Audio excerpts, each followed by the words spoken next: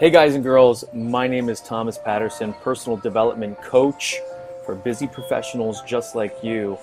This is Body Culture. Welcome to the Awake series. Are you awake? So I want to tell you, have a conversation about how you can achieve more energy, how you can be more driven, and how you can wake up with an intense purpose to your day.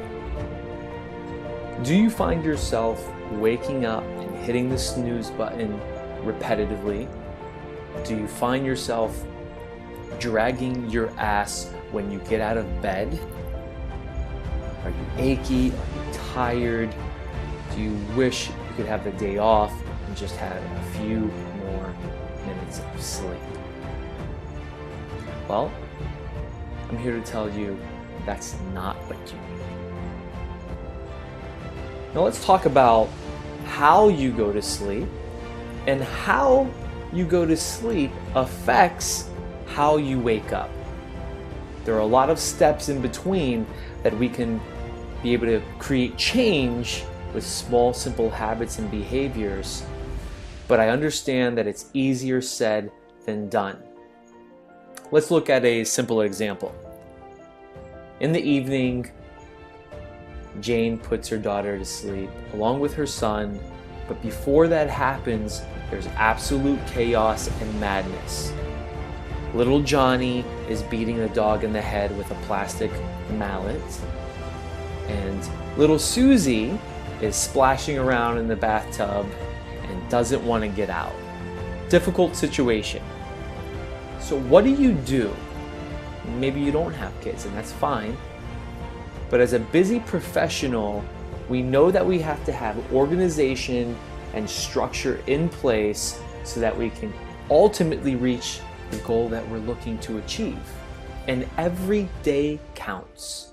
Even if they're baby steps, every step counts. Even if it's slow progress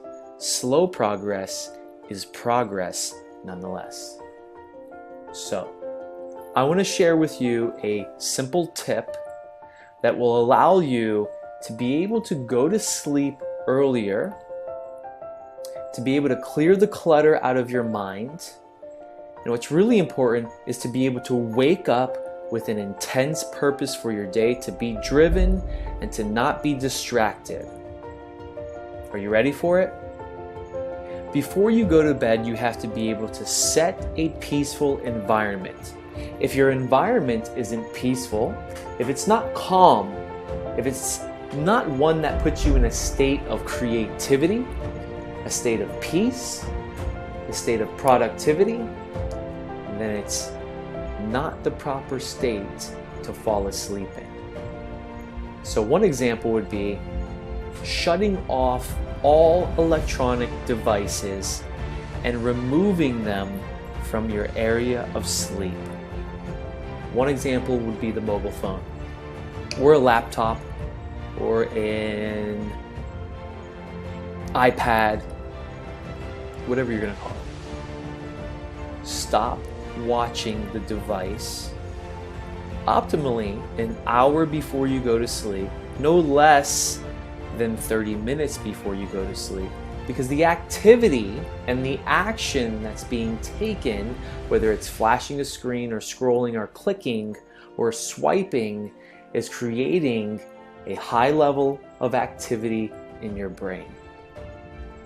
It's exciting your brain, making it difficult for you to sleep, making it difficult for you to be able to reach the level, to reach the wavelength, to reach the frequency that you need to be on to be able to wake up with intensity and purpose, and to want to wake up. So that's number one. Shut down stimulus to the brain an hour before you go to sleep. Number two, setting the environment further by actually creating a routine. So what's the routine that we have to create? Whether it's for yourself and also for your kids if you have them, or for your spouse is that I call it a certain time, right? Sleep time, that's what we call it. And we say it. We ring it out.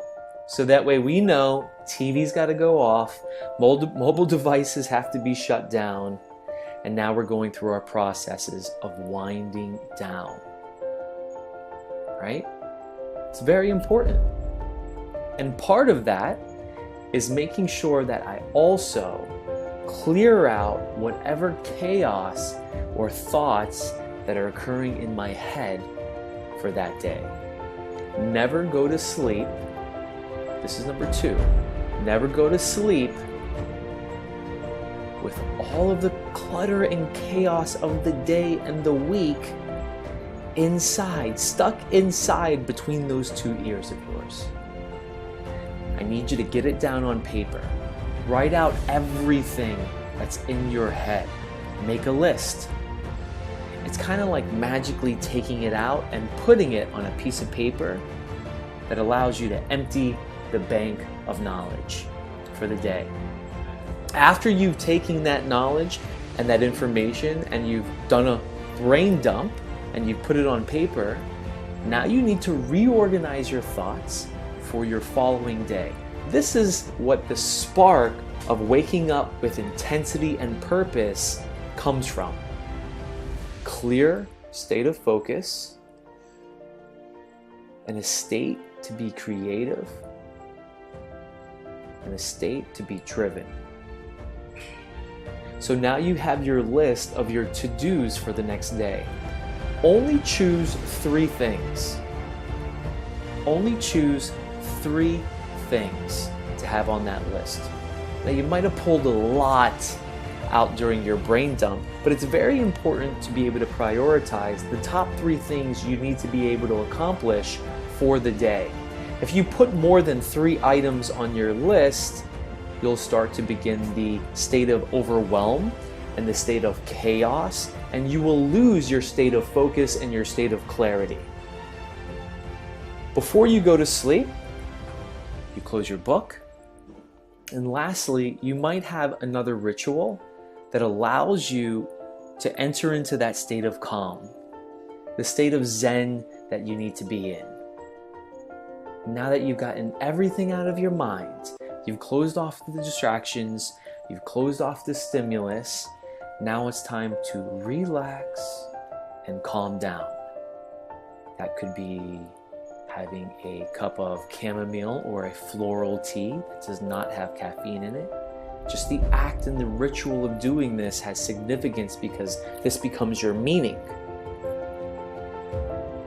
It could be a meditation, or it could be listening to a very calm, peaceful song. Or it could be just talking to your spouse or your significant other until you fall asleep. What's important is that we're in this state of calm. This will bring about a state of clarity so that way we can wake up and want to wake up because we have the most important aspects of productivity taking place the previous night rather than waiting until the next morning. Because if you wait until the next morning, you know exactly what's going to happen. You're going to hit the buzzer, you're going to want to sleep in, and you're going to be pulled into other individuals' agendas. Don't get caught putting out fires. Stay on course. All right, excellent. I want you to be able to implement this. I want you to try it. This is really about you achieving a higher level of personal development, and the only way to do that is if you actually take action. One habit at a time, becoming a behavior. Ultimately, you would be the representation of a lifestyle that you see yourself becoming, moving from your 1.0 to your 2.0. I hope this will help you reset and move forward in a path of greater level of personal development. Beautiful. We'll talk to you soon. My name is Thomas Patterson, personal development coach representing Body Culture. I hope you have a wonderful day.